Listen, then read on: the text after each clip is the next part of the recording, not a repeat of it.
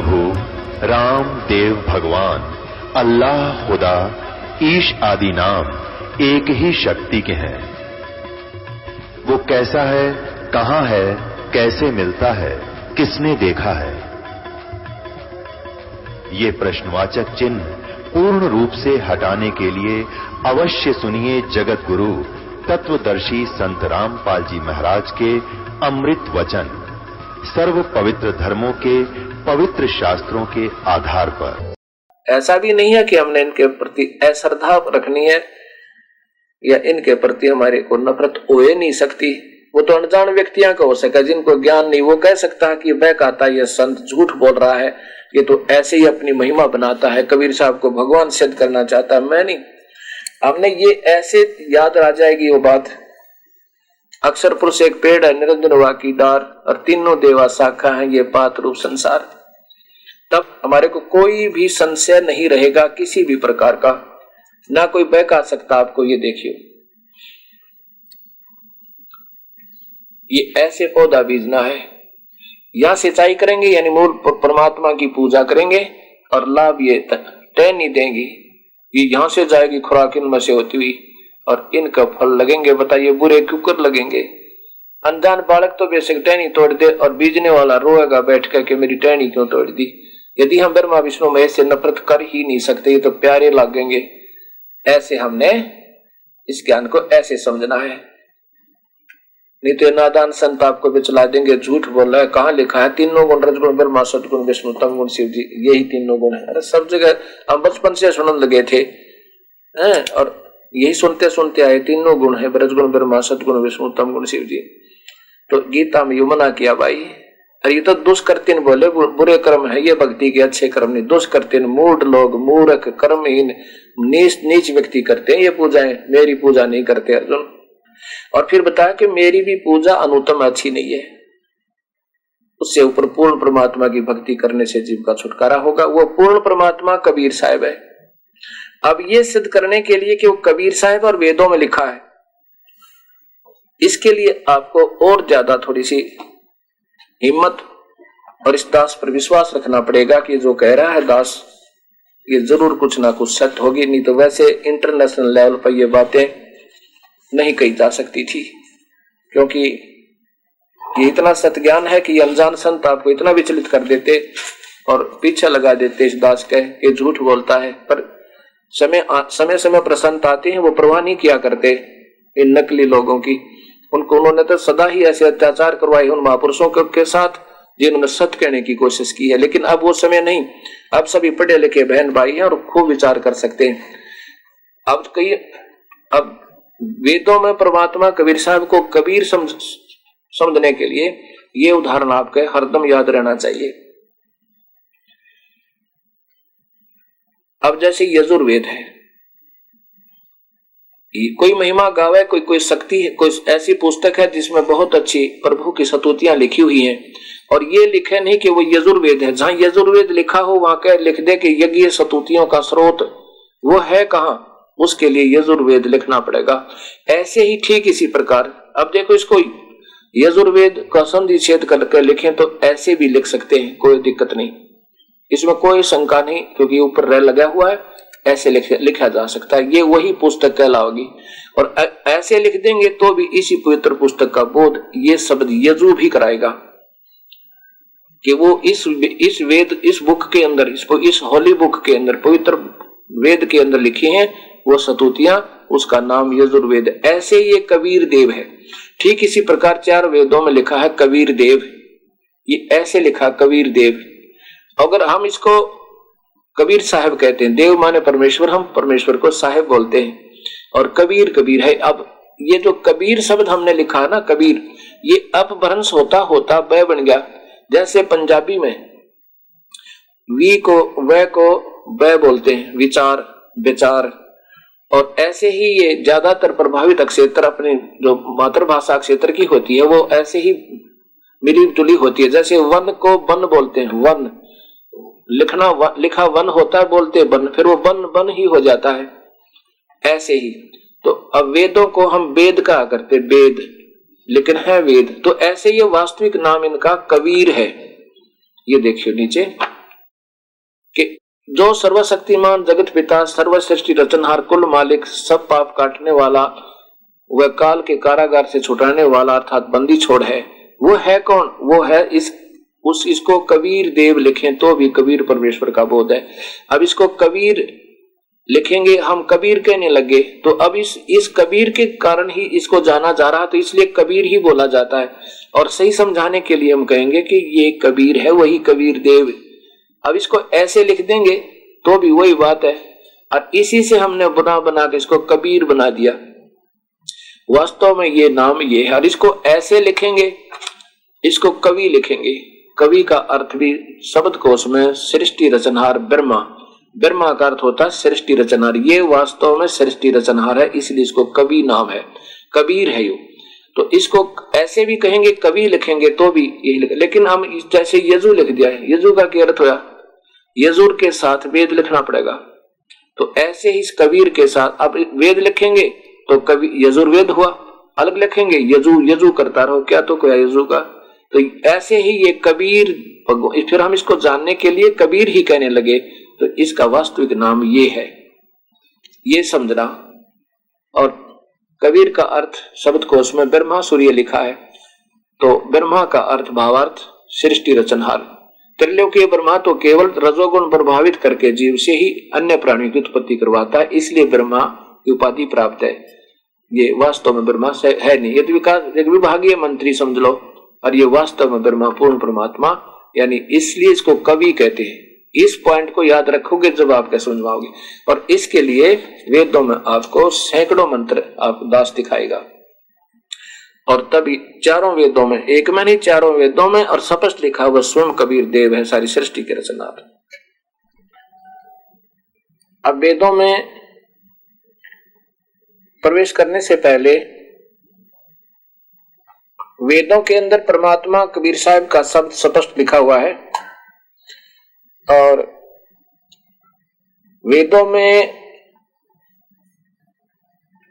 किस शक्ति की महिमा गाई गई है, किस नाम से गाई गई है, वो आपको स्पष्ट जब होगा जब आप इस कबीर शब्द के ऊपर बहुत विचार करोगे। इकल्ले अगर वेदों से हम कहें तो कोई नहीं मानेगा कि कबीर वास्तव में वही है जो वेद गुण गा रहे हैं।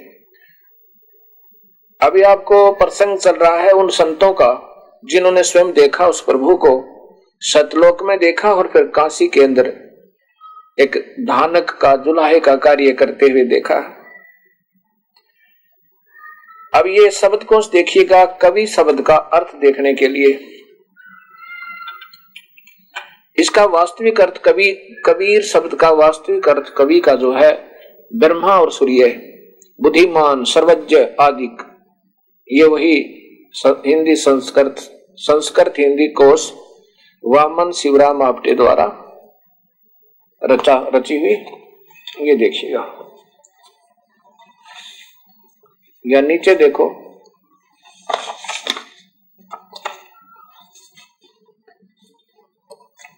ये कवि शब्द है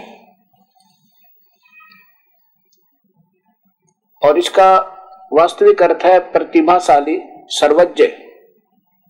प्रथम इसका अर्थ है सर्वज्ञ, यानी सबको जानने वाला, सबका जानने वाला परमेश्वर ही हो सके, अन्य नहीं हो सकता।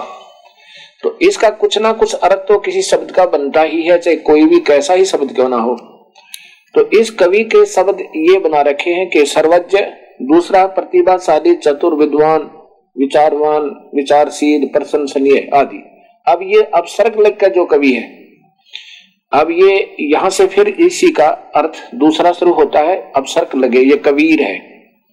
बुद्धिमान पुरुष, ये तो इन्होंने इन शास्त्रों के लेखों से कि उसमें ऐसे लिखा जैसे रामचरित्र तद ब्रूहि रामचरित्र आधे कवि रसी, इन्होंने इनसे लिख दिया कि कवि शायद इसका अर्थ कवि होगा, काव्यकार होगा, ऐसे इनसे मनुमानवादी से देखे।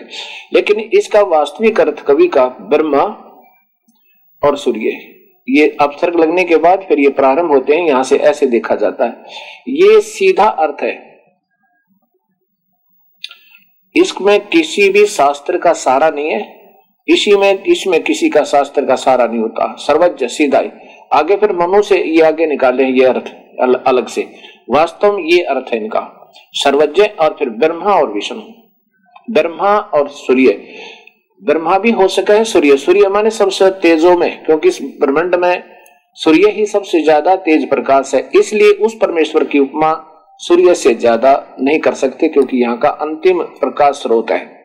इसलिए ये परमेश्वर ऐसा उज्जवल है, इतना तेजों में है कि अंतिम प्रकाशित, अंतिम शक्ति, अंतिम उसकी प्रकाश है, सबसे तेजों में परमेश्वर सशरीर है।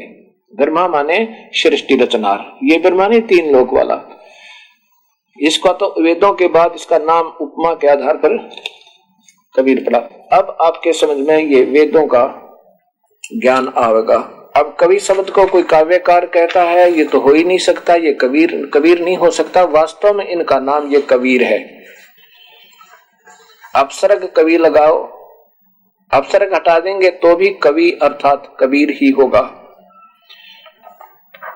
अब इसके उपलक्ष्य में आप सैकड़ों वो देख सकते हो। ये देखिएगा, यजुर्वेद के, सामवेद के ये कुछ श्लोक निकाले हुए हमने अथर्ववेद के, जिनमें सीधा ही कबीर शब्द है। पहले आपको ये दिखाता हूं, उसके बाद वेदों में प्रमाणित करूंगा कि ये जो मंत्र दास दिखा रहे वास्तव में वेदों में है। यजुर्वेद के अध्याय नंबर 5 का 32वां श्लोक सीधा कबीर शब्द लिखा है। यजुर्वेद अध्याय नंबर 5 श्लोक नंबर 32 में उसी कसी कबीर अंगारी असी, सीधा कबीर शब्द लिखा है।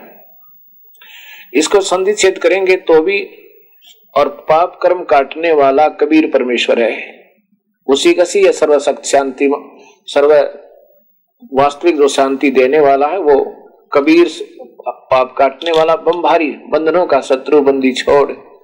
और यहां देखो इधर से इसके उस संधि छेद ऐसे बने हुए, उसी कसी कबीर अंगारी असी, बमभारी अवसुर असी, दुवसवान सुधन्यु असी, मार्जालीय सम्राट असी है असी, करशानो परिषद असी, पवमाने नभ असी, परतक्वा मृष्ट असी, हव्य शोधन है रत धामा, रत धामा माने सतलोक में रहने वाला, असी माने सवर ज्योति स्वयं प्रकाशित, अर्थात इसलिए सवर ज्योतिष होने से इनको सूर्य की संज्ञा दी गई है, उपमा दी गई है। अब 29 यजुर्वेद के 29वें अध्याय का 25वें श्लोक में है, क्या लिखा है ये इसके नीचे देखिए, उसकी ये संधि छेद 7 में, समीद अधय मनुष्य दूरणे देव देवान यज असी, जात वेद आ च वह मित्र में है, चिकितवान तवम दूत है, कबीर असी परचेता। ये इसमें सीधा लिखा है कबीर असी परचेता। ये अपने ही ज्ञान का, सत्य ज्ञान का संदेश वाहक बनकर, और चिकितवान माने बिल्कुल स्वच्छ ज्ञान देता है, स्वस्थ ज्ञान देने के लिए अपने प्यारी आत्मा को ये परमेश्वर आता है। ये कबीर परमेश्वर यही ज्ञान देने वाला परचेता है। अब 40वें अध्याय का अंतिम श्लोक, 40वें अध्याय का 8वें श्लोक में देखो, ये 40वें अध्याय का ये 8वां श्लोक है। यहां पर ये सह, ये कबीर मनीषी, ये यहां से होता है सह प्रियागात शुक्रम अकाय अवर्णम असनावीरम शुद्धम अपाप अबिंदम, कबीर मनीषी। ये कबीर मनीषी परिभ्यो स्वयंभो यथा तथ्य अर्थान व्यवधाता, सारी सृष्टि का रचनहार, शाश्वत है माने अविनाशी, वास्तव अविनाशी ये परमेश्वर है। ये भय समाभय ये। अच्छा, अब आपको दिखाते हैं सामवेद। देखिएगा श्याम वेद में यही भक्ति का वेद है और इसमें बिना गिनती के बहुत ही ज्यादा है। संख्या नंबर 30 में सह परिवाजपति कबीर अग्नि, नीचे देखो संख्या नंबर 359 में श्याम वेद चल रहा है। पुरा बिंदु युवा कबीर अमितौजा। युवा कबीर, युवा माने समर्थ, जैसे जवान व्यक्ति हर कार्य करने में समर्थ होता है, ऐसे इसको युवा की उपमा दी है। अमितौजा, जिसकी बिना सीमा की शक्ति हो, उस कबीर में वो परमात्मा अजायत है आदि। आगे देखो ये 822 नंबर में मनीषी भी पवते पूर्व कबीर, मनीषी भी पवते पूर्व कबीर, नर भी यत परिकोसान असिदत त्रितस्य नाम, 3 नामों से उसका जनन माने जन्म के, क्षरण माने मृत्यु के, इस दुख को समाप्त कर देता। वायु सखाय वर्धयन, अपने प्यारे भक्तात्मा के, दोस्त के, मित्र के, यानी सत भक्ति युक्त व्यक्ति की, वायु माने प्राणों को, श्वासों को, वर्धयन माने बढ़ाने वाला, बढ़ाता है। आगे देखो ये 920 नंबर संख्या श्याम वेद, इसमें लिखा सम देव है शोभते है वर्षा कबीर है। वर्षा कबीर ये है कबीर, ये नावधि, जो किसी के द्वारा नहीं मारा जा सकता, वो परमात्मा कबीर है। अब देखो इधर श्याम वेद 935 नंबर संख्या में ये है प्रिय परिप्रिय दिव कबीर वयांसी नपत्य, ये कबीर। यहां देखो नीचे ये है श्लोक नंबर 968 श्याम वेद खंड 6 अध्याय नंबर 6 खंड नंबर 2 श्लोक नंबर 1। ये साथ में संख्या नंबर ही साथ में लिखे हैं और इनके अध्याय भी साथ होते हैं। यह है पर कबीर देव वितो। आगे देखो 1131 नंबर श्याम वेद की संख्या में यहां देखो प्रियत काव्य कबीर, काव्य कबीर नर्मणा। आगे देखो 1175 में ये यहां देखिएगा कबीर ग्रीभी, ये कबीर शब्द है, इस मूल संस्कृत में यही है, इसका संधिच्छेद किया हुआ दास ने।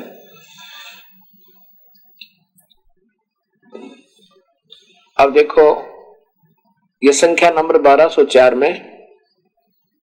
दिव्य कबीर विप्र, संख्या नंबर ये 1250 में कबीर वही पुराम भिंदूर अमितोजा अजायत है।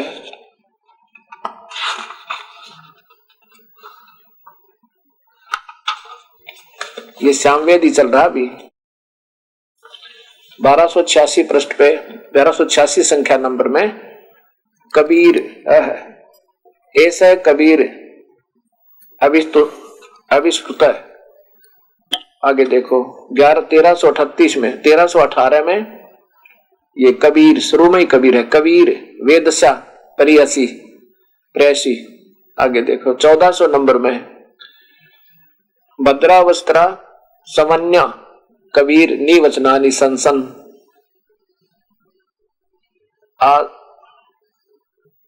आवत्स्व चमोपुय मानव विचक्षण है जागरीव देवितो। ये कबीर सीधा लिखा है इसमें, महान कबीर सर्वशक्तिमान कबीर। और फिर देखो 1562 नंबर में इसमें लिखा कबीर अग्नि, अग्नि माने परमेश्वर, जो कबीर परमेश्वर, कबीर अग्नि।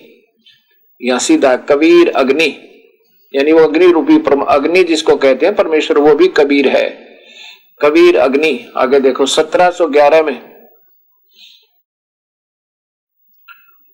इसमें 1711 में ये लिखा कबीर विप्रेण वावर्दे, ये कबीर।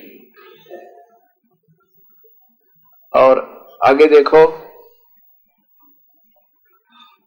यहां देखो अब ये सामवेद आ गया। अब अथर्ववेद और देखिएगा, अथर्ववेद सूक्त नंबर 1 अनु, और इसके श्लोक हैं 7 इसके अंदर। इसमें 7वां श्लोक आपको बताएगा सारी सृष्टि का ब्यौरा दे करके कि वो कबीर परमेश्वर है जिसने सारी सृष्टि रची। ये है अथर्वाण पितरम देवबंधु बृहस्पति नमसे आवे च गच्छात तब विश्वेशाम जनिता सौर्य ब्रह्मंडों का रचने वाला यथा सह कबीर देव है। ये देखिए नीचे देखना, ये अथर्ववेद है। ये अथर्वाण पितरम देवबंधु बृहस्पतिम नमसा आवे च गच्छात तवम विश्वेशाम जनिता यथा स कबीर देव है। सारे देखो इसका अर्थ है कि यह माने जो अथर्वाण माने बिल्कुल स्थायी स्थिर अविचल, कभी विनाश नहीं होता। पितरम माने जगत पिता, देवबंधु माने भक्तों का वास्तविक साथी अंतर्यामी, और बृहस्पति माने जगत गुरु, नमसा माने विधिवत साधक को की रक्षा के लिए आने वाला और सतलोक ले जाने वाला, तवम माने स्वयं, विश्वेश तवम माने आप ही, विश्वेशाम जनिता सारे ब्रह्मांडों का सारे संसार का रचने वाला, यथा जो का तो सह कबीर देव है, वह कबीर परमेश्वर है। बता ये शब्द है कबीर देव ने दबायता है, ये देखो यहां लिखा है ये कबीर देव है ने दबायता है स्वाधावान, ये कभी धोखा नहीं देता काल की तरह, ये वो परमात्मा है सारे का सारा ऐसे ही। अब देखिए इसमें ऋग्वेद के अंदर भी, अब देखिएगा ऋग्वेद के अंदर भी कबीर नाम का पूरा भरमार है। अब इसमें मैं आपको केवल एक ही श्लोक दिखाऊंगा। ये देखिएगा ऋग्वेद प्रथम मंडल सर्वदेशिक प्रतिनिधि सभा का प्रकाशन, ये महर्षि दयानंद सरस्वती का के द्वारा ही स्वयं भाषा भाष्य है और ये प्रकाशित है। प्रकाशक है सर्वदेशिक आर्य प्रतिनिधि सभा 3/5 महर्षि दयानंद भवन रामलीला मैदान नई दिल्ली।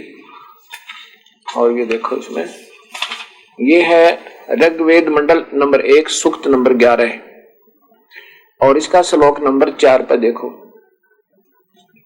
श्लोक नंबर 4 है पुराम बिंदु युवा कबीर अमित ओजा अजायत है। युवा कबीर ये पूर्ण परमात्मा कबीर, सर्वशक्तिमान कबीर, समर्थ कबीर, ऐसा इनका नाम है। और इसका पूर्ण रूप से भाषा आपको दास बताएगा, जैसा मेरी बुद्धि काम करेगी उसके हिसाब से मैं आपको एक परिभाषा प्रभु की एक पुस्तक बन रही है, उसके अंदर आपको यथार्थ जैसा मेरी बुद्धि ने काम किया ऐसा सरलार्थ पढ़ने को मिलेगा। अब ये तो शास्त्र प्रमाण दे रहे हैं। अब विद्वान पुरुष यहाँ पर इस बात को एक अनजानपने की आंट बनाकर बैठ जाते हैं कि कवि नाम तो एक काव्यकार को कहते हैं। और शब्दकोश बता रहा है कि कवि का अर्थ ब्रह्मा या सूर्य भी होता है। और कबीर वही परमेश्वर आंखों देखा जिन संतों ने, जिन महापुरुषों ने उनकी आंखों देखा वहां पर सतलोक के अंदर रत धाम में, उन्होंने अपना विवरण दिया बहुत अच्छी तरह खोल खोल कर, बहुत अच्छी तरह ठोक ठोक कर। अब आपको ये दास बताना चाहेगा कि किन किन संतों ने, किन किन महापुरुषों ने उस कबीर परमेश्वर को सतलोक में देखा और फिर यहीं आकर के ज्यों क्या तो भी देखा। तो इस दास का ऐसे विश्वास हुआ कि ठीक है शास्त्रों के अर्थ हम कुछ भी बना लें, ये तो हम स्वतंत्र बने हुए हैं सभी संत, जिन्होंने जैसा समझ में आया वैसा ही उसकी व्याख्या, उसका सरलार्थ किया और अपनी प्रभुता का पात्र बन गया। क्योंकि इन भोली आत्माओं को स्वयं ज्ञान नहीं, हम ऐसे भ्रमते भटकते हुए फिर रहे थे, सब संतों के विचार सुनते थे, सभी के अच्छे लगते थे, पर मेल किसी का नहीं खाता था, सब भिन्न भिन्न वर्णन किया करते थे। हरियाणा के अंदर एक रोहतक जिला और उसमें करौथा गांव है जहां पर ये दास का छोटा सा एक घोंसला बना हुआ है, आश्रम बना हुआ है। इस गांव के रहने वाले एक बलराम जी नाम के जमींदार कृषक थे और बलराम जी की शादी छुडानी गांव में, अब वर्तमान में झज्जर जिला पड़ता है, उस गांव में एक शिवलाल नाम के व्यक्ति की लड़की आदरणीय श्रीमती रानी देवी से उनका विवाह हुआ था। बलराम जी का विवाह आदरणीय पूजनीय श्री बलराम जी का विवाह आदरणीय श्रीमती रानी माता से हुआ था और छुडानी के अंदर उनके ससुर शिवलाल जी के यहाँ कोई संतान अन्य पुत्र नहीं था और जिसके कारण श्री बलराम जी को शिवदयाल जी ने अपने ही वहां पर अपने गांव में ही, जिसे घर जमाई कहते हैं, वहां पर रख लिया था। शिवलाल जी की बहुत ज्यादा जमीन थी, 2500 बीघा अर्थात लगभग 1400 एकड़ बनती है, इतनी जमीन थी। श्री बलराम जी, आदरणीय श्री बलराम जी करौथा से छुडानी रहने लग गए थे। वहां 12 वर्ष के बाद एक पवित्र पुत्र की प्राप्ति हुई, जिनका नाम गरीब रखा गया, गरीबदास। गरीबदास जी जब 10 वर्ष के हो चुके थे, अपने नाना जी की गायों को चराने के लिए और जंगल में जाया करते थे। साथ में अन्य भी पाली उनके साथ, यानी सहयोगी अन्य दूसरे भी चरवाहा जाया करते थे।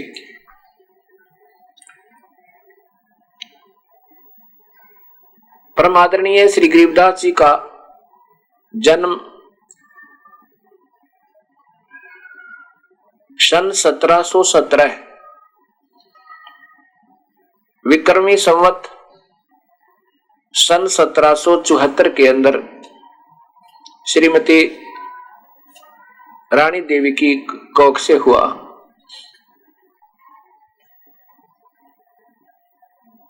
विक्रमी संवत सन 1727 में जब गरीबदास जी 10 वर्ष के हुए, वो गायें चराने के लिए जंगल में गए हुए थे। फाल्गुन सुदी द्वादशी को लगभग दिन के 10-11 बजे वो कबीर परमेश्वर अपने सतलोक से चलकर सतलोक से आए और वहां एक वही मानुष रूप तो उनका वहीं पर है, लेकिन वो इतना तेज है कि यहाँ के लोग देख नहीं सकते इस दृष्टि से। इसलिए उस तेज को छुपा कर अपनी सिद्धि से एक और कोट तेज पुंज का, हल्के तेज पुंज का बना के, और वो भद्रावस्त्रा महान कबीर नी वचनानी संसन, वो स्वयं अपने तेज पुंज का शरीर बनाकर और वसाना है स्वयं मानुष की तरह जीवन बनाकर यहाँ पर आते हैं। वहां पर आए और उस समय सभी पाली खाना खा रहे थे। जो ही कबीर साहब ने वहां आकर के प्रणाम किया, वहां पर जो समझदार पाली थे बड़े बड़े आयु के, उन्होंने कहा कि आओ मुसाफिर, ए अतिथि, खाना खाओ।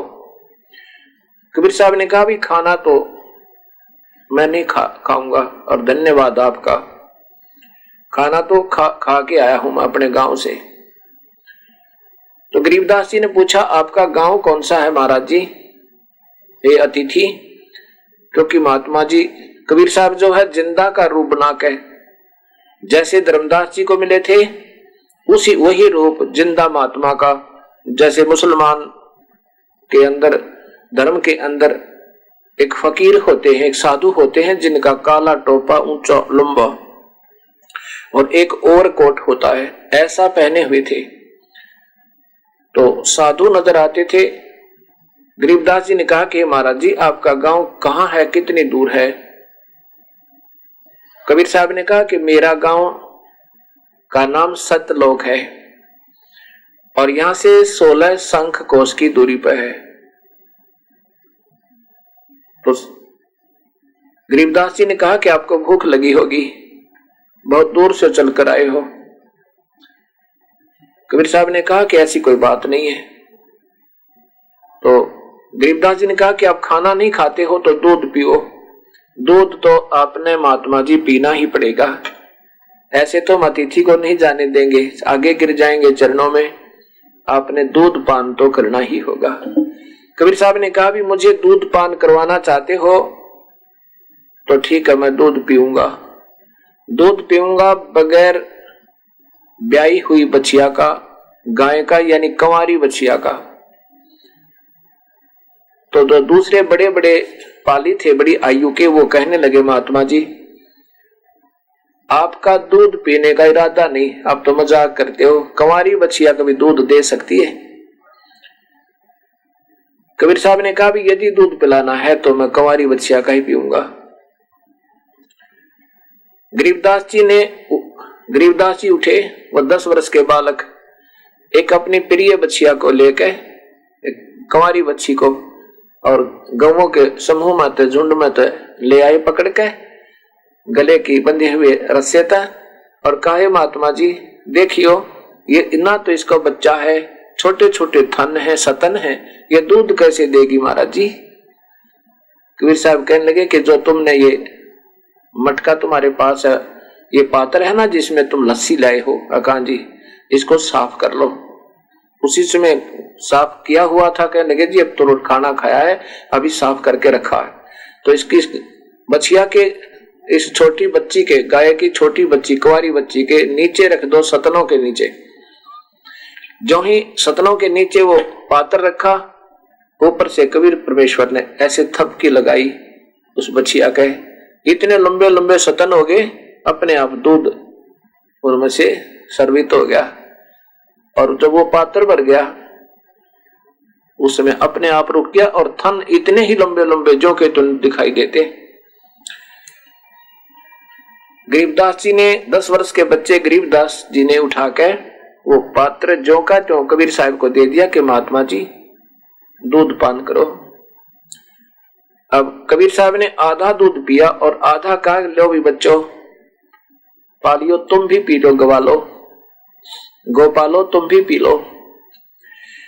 जो बड़ी आयु के गोपाल थे, गवाले थे, वो कहने लगे कि ये पाप का दूध हम ना पीवे, कुंवारी बछिया का दूध, और ना जाने तू कौन सी जाति का होगा, हम ना पीवे तेरा जूठा दूध। ऐसे कहकर के वो तो दूर जा बैठे दूसरे वृक्ष के नीचे। गरीबदास जी ने कहा कि मुझे दे दो दाता ये दूध, आपका अमृत, ये कब कब प्राप्त हो हमें। ऐसा कहकर के गरीबदास जी ने वो दूध पिया। कबीर साहब ने कहा कि बेटा भगवान बजना चाहिए, प्रभु की भक्ति के बिना ये जीव अधूरा है, और हमने असंख्य युग हो गए यहाँ जन्मते और मरते को, कभी कुत्ते बने, कभी गधे बने, कभी सुअर बने, ना जाने कितनी योनियां हमने भोगी, कितने कष्ट तुमने उठाए। उस प्रभु की भक्ति करो। कबीर साहब गरीबदास जी ने कहा हे मालिक ऐसा कौन प्रभु है जिसकी भक्ति से ये जीव फिर कभी जन्म मरण में नहीं आता। कबीर साहब ने कहा कि मैं ही वो परमेश्वर हूं, सारी सृष्टि का रचनहार हूं। गरीबदास जी कहने लगे महाराज जी भगवान ऐसा थोड़ा ही होता जैसे आप हो। कबीर साहब ने कहा और कैसा होता है? वो तो भगवान को जटा होती है, जैसे शिव जी की वो बताई मूर्ति की सारी व्याख्या, ऐसा होता है। भगवान विष्णु जैसा होता है, हाथों में गदा पद्म शंख और आदि लिए हुए, ऐसा भगवान होता है, आप जैसा नहीं होता। कबीर साहब ने कहा कि बेटा ये भी भगवान है, ये केवल 3 लोक के प्रभु है, और ये तो नासवान है, इनकी भी मृत्यु होती है। इनके पिता काल भगवान है, ज्योत निरंजन है, और ये काल 1 लाख जीवों को रोज खाता है। और ये ब्रह्मा विष्णु महेश अपने पिता के लिए इन सब की यहां परवरिश कर रहे हैं। तब देवदास जी ने कहा, भगवान क्या आपका वो शतान ये दास भी देख सकता है? कबीर साहब ने कहा कि मंत्र लो पहले तुम। कुछ दूध बचा हुआ था जो गरीबदास जी ने पान किया, उसमें से कुछ बचा हुआ था। कबीर साहब ने कहा कि मंत्र पढ़ा साहिब ने, जिसको पान परवाना कहते हैं, और फिर वो दूध पिला दिया और नाम दिया। कहने लगे बेटा तू नाम ले, पहले उपदेश ले। उपदेश दिया और साथ में फिर अपनी आत्मा बना के उसको शरीर, सूक्ष्म शरीर को सहित सतलोक ले गए। और सतलोक में फिर रास्ते में दिखाए ब्रह्मा का लोक, विष्णु का लोक, शिव जी का लोक, और साथ में इस काल का लोक। ये सारा कुछ दिखा के फिर अपने सतलोक लेकर गए।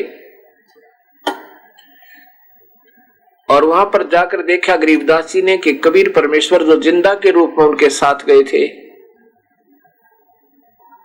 वो उनके साथ ही हैं। और जाकर देखा एक तख्त के ऊपर तेजो में मनुष्य शरीर जैसा एक परमात्मा बैठा। उसके एक रोमकूप में करोड़ सूर्य और करोड़ चांद मिला दे तो भी ये रोशनी फीकी पड़े, इतना तेज उस परमेश्वर का। और कबीर साहब वो जिंदा वाले रूप में जाकर के कबीर परमेश्वर अपने ही दूसरे स्वरूप पर ऐसे चवर करने लगे। परमात्मा में ये शक्ति होती है, अपने ही जितने चाहे रूप बना सके। अब हम वैज्ञानिक युग में यहां चक्रित हो जाते हैं कि ऐसा नहीं हो सकता, वैसा नहीं हो सकता, ये हमारे लिए है ऐसा वैसा, प्रभु के लिए ऐसा वैसा नहीं होता, इसलिए उसको प्रभु कहा जाता है। अब गरीबदास जी सोच रहे हैं कि ये क्या,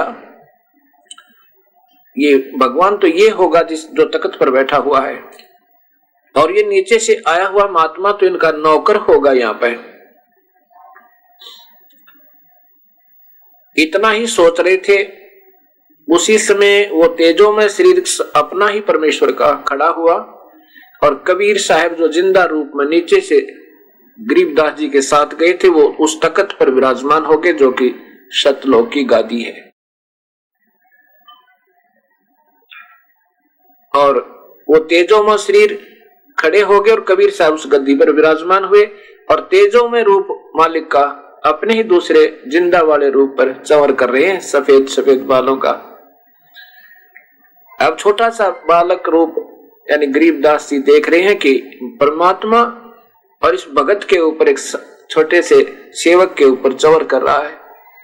इतने में वो तेजो में शरीर कबीर साहब के अंदर प्रवेश कर गया, जो जिंदा रूप में बैठे थे तख्त के ऊपर, उसमें प्रवेश कर गया।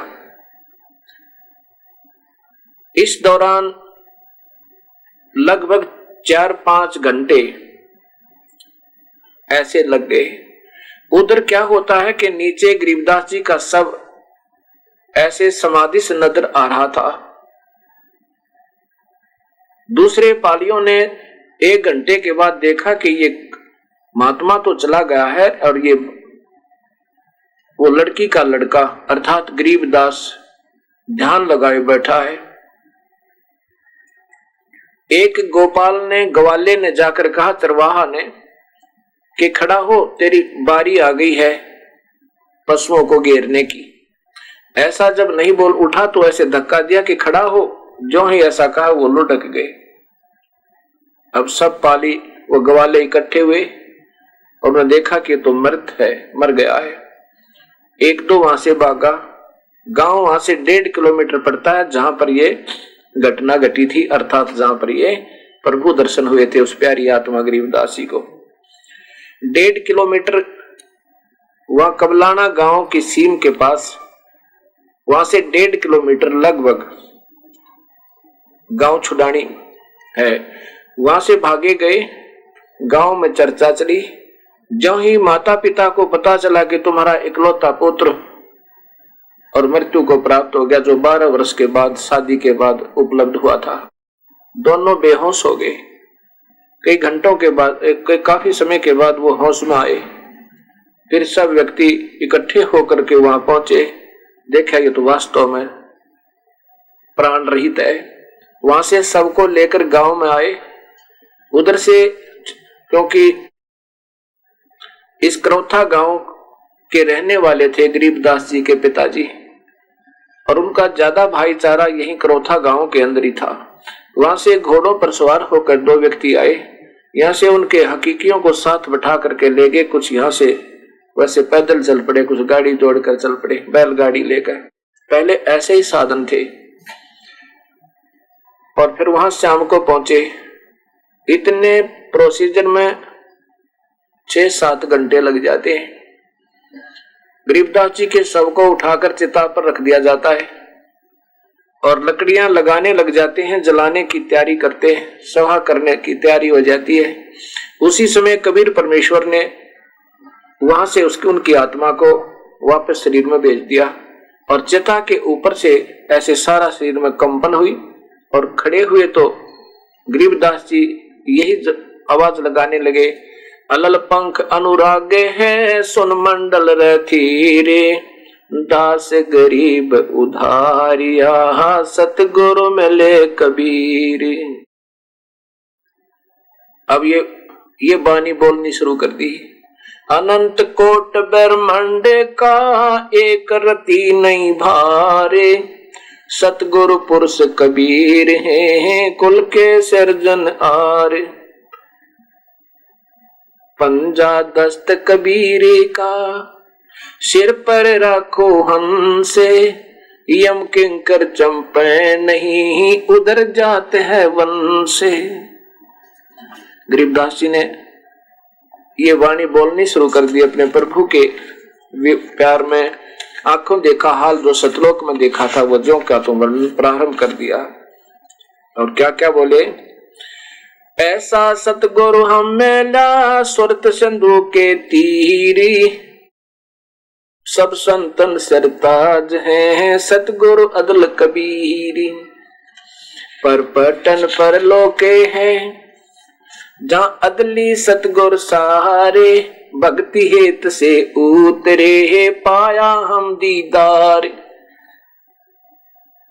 वही परमात्मा अपने भक्त के प्यार के मारे यहाँ पर आए, भक्ति को बनाए रखने के लिए यहाँ पर अवतरित हुए, सह शरीर आए। गरीबदास जी की वाणी में कबीर परमेश्वर का पूर्ण विवरण है।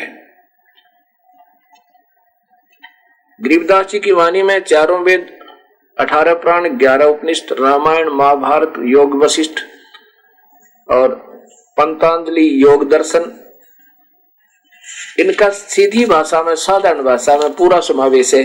भक्ति की विधि, कैसे भक्ति करनी चाहिए, कैसी हम कर रहे हैं, कैसे नहीं करनी चाहिए थी, वो सब न्यारा न्यारा वर्णन दिया हुआ है। और गरीबदास जी की वाणी में प्रभु की महिमा बहुत ही प्यारे ढंग से लिखी हुई है। सतगुर के लक्षण कहूं चाल भी अंगम बीने, सन का दिख पलड़ नहीं ये शंकर ब्रह्मा तीने। उस कबीर परमेश्वर की कहते हैं क्या वर्णन करूं, ये ब्रह्मा विष्णु महेश तीनों भी उसके पलड़े में नहीं चढ़ सकते, सनकादिक भी उसके बराबर नहीं है।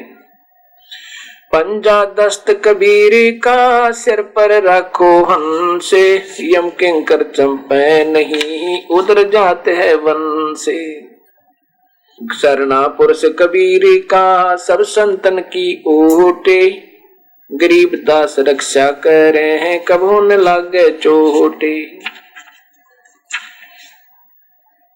सब पदवी के मूल हैं सकल सिद्ध है तीरी, दास गरीब सतपुरुष भजो हो अवगत कला कबीरी।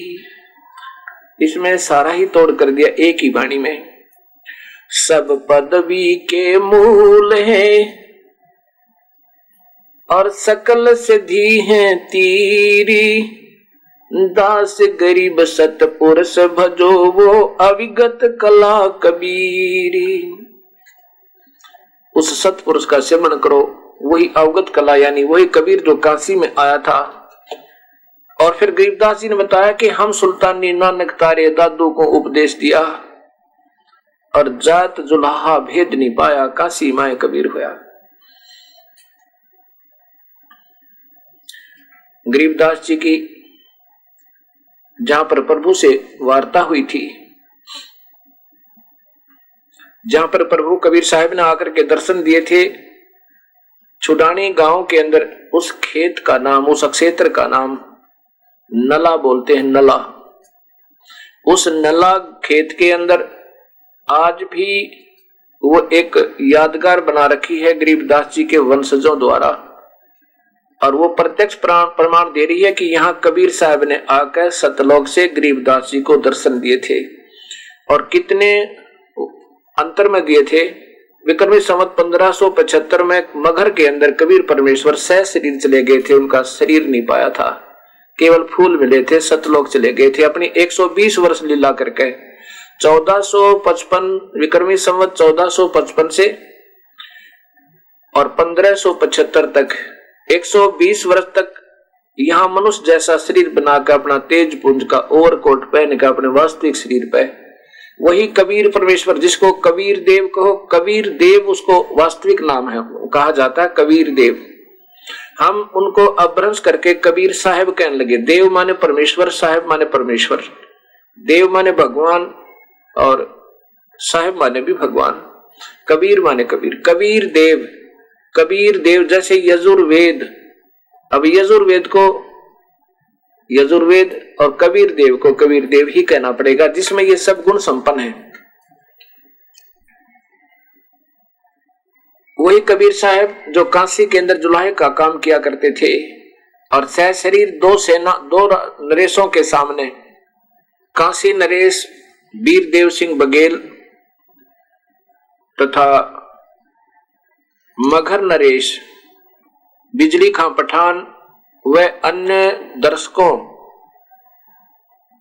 कई हजारों की संख्या में जो दर्शक उनके साथ गए थे मगहर में, जब कबीर परमेश्वर ने अपने शरीर त्यागने का ऐलान कर दिया था, भविष्यवाणी कर दी थी, तो उनके सामने एक चादर नीचे बिछाई थी, एक चादर ऊपर ओढ़ी थी और आकाश में चले गए थे। वहां ऊपर से एक तेज का प्रकाश सा जा रहा था, क्योंकि परमात्मा कबीर साहब अपने तेज के साथ, तेजों में शरीर था उनका, आकाश में जा रहा था। आकाश में आकाशवाणी की से वहां से आकाशवाणी की कि देखो इन दोनों चादरों के नीचे बीच में मेरा शव नहीं है। जहां दोनों नरेशों ने वो चादर उठाई थी, सुगंधित फूलों का ढेर मिला था, शव के समान। कबीर परमेश्वर का शरीर नहीं पाया था। और जब ऊपर देखा तो एक तेज का, बहुत तेज का प्रकाश सा गोला सा दिखा, क्योंकि परमात्मा सह शरीर है, मानव जैसा शरीर है उनका, लेकिन दूर से देखने में हमें केवल प्रकाश नजर आया और वो वास्तव में शरीर आकार में ही थे और वापस गए। वही काशी वाले कबीर परमेश्वर जो काशी में रहकर चले गए थे, सतलोक के वासी, तो वहां छुडानी के अंदर वही परमात्मा आए थे। और गरीबदास जी को बताया था कि मैं 120 वर्ष काशी में जुलाहे का काम करके और दुनिया को भक्ति मार्ग बताकर गया था। अब आप भी ये नाम जपो और फिर सतनाम देने आऊंगा तुझे मैं, और सतनाम के बाद फिर सार शब्द, सार नाम और सार शब्द की उपलब्धि गरीबदास जी को करवाई और नाम देने का आदेश कबीर परमेश्वर स्वयं देकर गए। अब गरीबदास जी इस वाणी को रोजाना बोलते हैं, दिन रात बोलते रहते हैं, मस्त हो गए, अलमस्त हो गए। और गांव वालों ने सोचा कि ये लड़का पागल हो गया, क्योंकि उसे महात्मा ने कोई इसको ऐसा जंतर मंत्र करके दूध पिला दिया था, जिसके कारण ये पागल हो गया है। गांव के लोग उनके बावड़िया कहने लगे, पागल कहने लगे उस बच्चे को। और गरीबदास जी के इलाज की बहुत कोशिश की कि ये ठीक हो जावे। कोई ठीक क्या, कोई बीमार थोड़े ही थे, वो तो प्रभु की वाणी आंखों देखा हाल देख करके सबको सुनाना चाहते थे। जो भी उनके पास आ जाता था उसको बताया करते थे परमात्मा कोई और है। वो पूर्ण ब्रह्म कबीर साहब हैं जो काशी में जुल्हा बनकर आए थे। इससे लोग उनको पागल कहने लगे। एक दिन एक दादू पंथी गोपाल दास जी महाराज उसी गांव में आ गए। अब गांव वालों ने सोचा कि संतों के जंतर मंत्र को संत ही ठीक कर सकते हैं। गरीबदास जी को साथ लेकर उनके नाना जी और साथ में कई गांव के बुजुर्ग व्यक्ति गोपाल दास जी के पास पहुंचे और कहा कि महात्मा जी, ये एक लड़की का लड़का है, हमारी बेटी का पुत्र है, और इसको ना जाने किसी संत ने क्या जंतर मंत्र करके और कोई दूध पिला दिया कंवारी बछिया का निकाल के, और इस बच्चे ने पी लिया। ये बावला एक बार तो मर गया था, ये ना जाने कैसे सुनी भगवान ने, और फिर वापस जीवित हो गया। अब ये पागल हो गया। आप दया करो, कुछ इस विद्या को जानते हो तो इसका ठीक करो इस बच्चे को। गोपाल दास ने अपने पास बिठाकर गरीबदास जी से पूछा, बेटा कौन था वो जो तुझे ऐसा दूध पिला गया जिससे तू पागल हो गया? तब गरीबदास जी ने कहा कि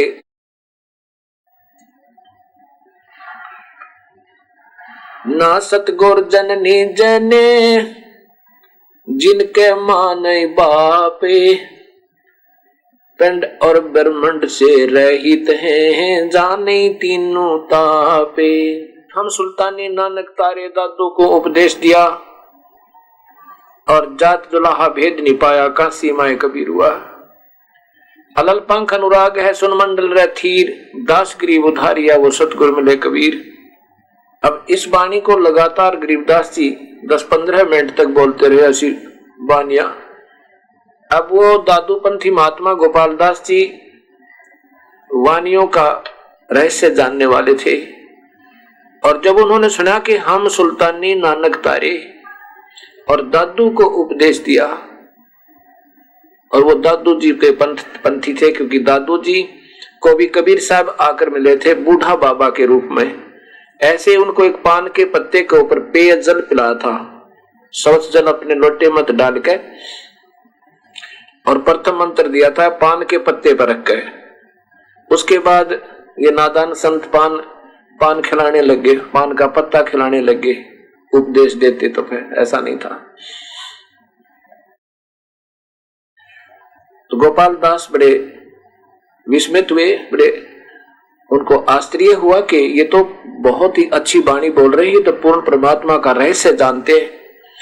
अब वो 65 साल 60 वर्ष के वृद्ध गोपाल दास जी वो 12-13 वर्ष के बच्चे गरीबदास जी के सामने करबद्ध होकर कहते हैं, हे दीनदयाल ये वाणी लिखवा दो, हे दीनदयाल ये वाणी लिखवा दो, ये अमृत वचन लिखवा दो दाता, ये कलयुग में आने वाले जीवों का उद्धार करेंगी।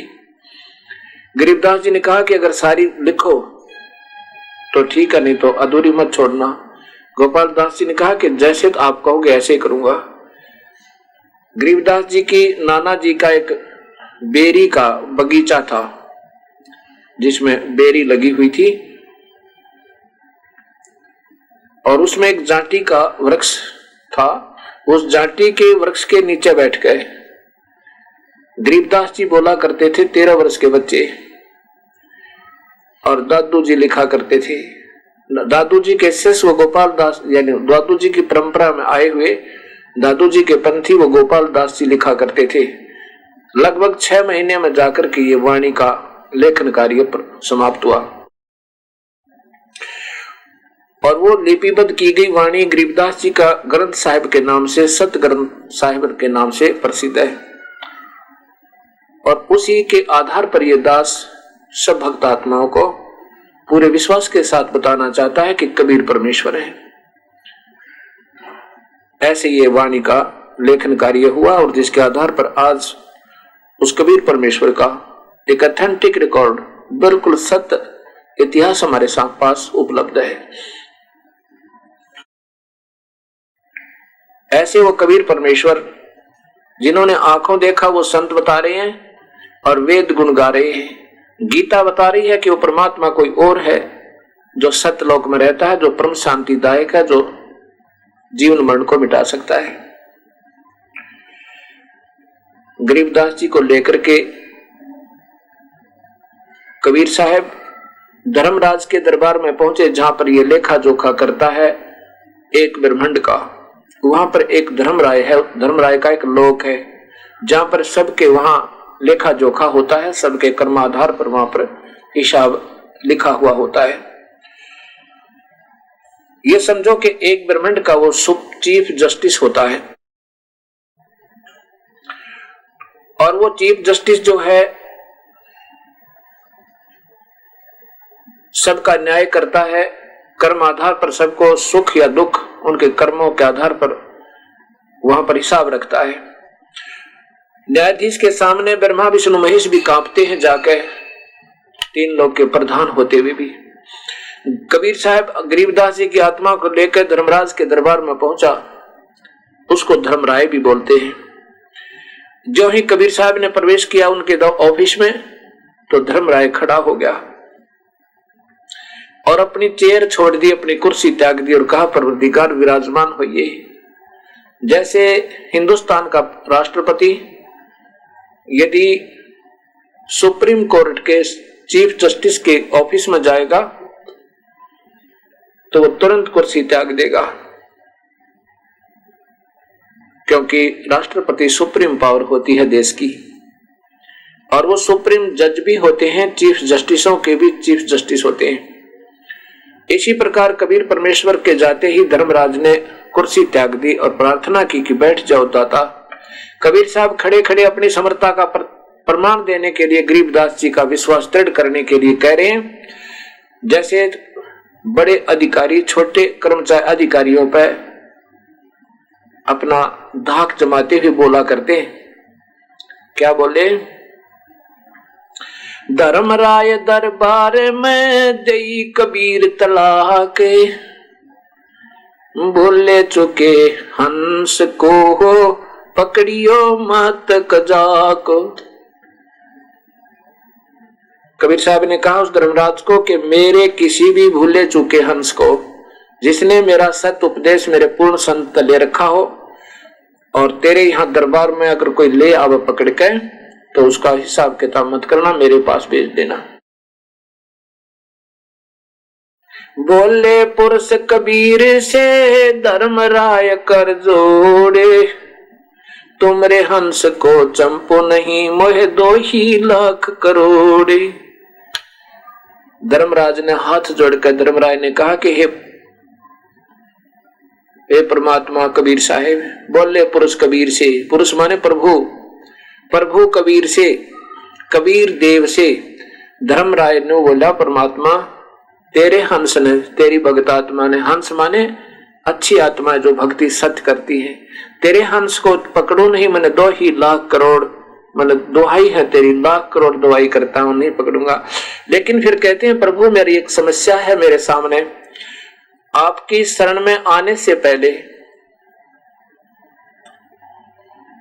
इनके पुण्य और पाप कर्म मेरे अकाउंट में जमा है दाता, उनके आधार पर मैंने इनको कर्म फल देना पड़ेगा, यह मेरी मजबूरी है दयालु, आप तो जान ही जान हो, उनके आधार पर मैंने दंड देना पड़ेगा। क्या बोले, कर्मों से तीरथ हैं ये मुख से कहें कबीरी, उनको तो निश्चय पकड़ूंगा मैं, जड़ दूं 2 जंजीरी। कर्मों से तीरथ हैं यानी उनके कर्म अभी बकाया है और साथ में अब भी ये कर्म कर रहे हैं और कर्मों के आधार पर ही मैं फल देता हूं दाता, तो मुझे तो ये पकड़ने पड़ेंगे, मेरा कोई समाधान बताओ। तब कबीर साहब ने कहा कि कर्म भरम ब्रह्मांड के मैं पल में कर दोने से, काट दूंगा इनको, कैंसिल कर दूंगा तेरे सारे ब्रह्मांड के। इस पेंड और ब्रह्मंड के, ये पेंड कहो चाहे ब्रह्मंड कहो।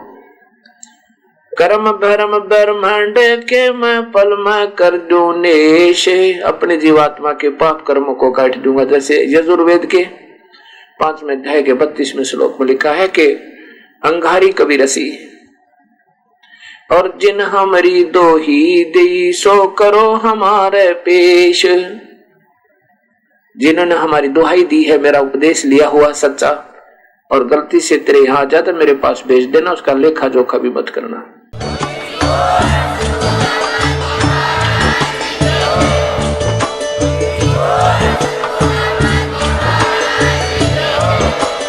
आप सुन रहे थे जगत गुरु तत्वदर्शी संत रामपाल जी महाराज जी के मंगल प्रवचन। अधिक जानकारी के लिए विजिट कीजिए हमारी वेबसाइट www.jagatgururampalji.org। संत रामपाल जी महाराज जी के शुभ आशीर्वाद से पूरे विश्व भर में 500 से भी ज्यादा नाम दीक्षा केंद्र हैं, जिन पर संत रामपाल जी महाराज जी द्वारा ऑनलाइन निशुल्क नाम दीक्षा दी जा रही है। अपने नजदीकी नाम दीक्षा केंद्र का पता करने के लिए संपर्क करें 8222880541।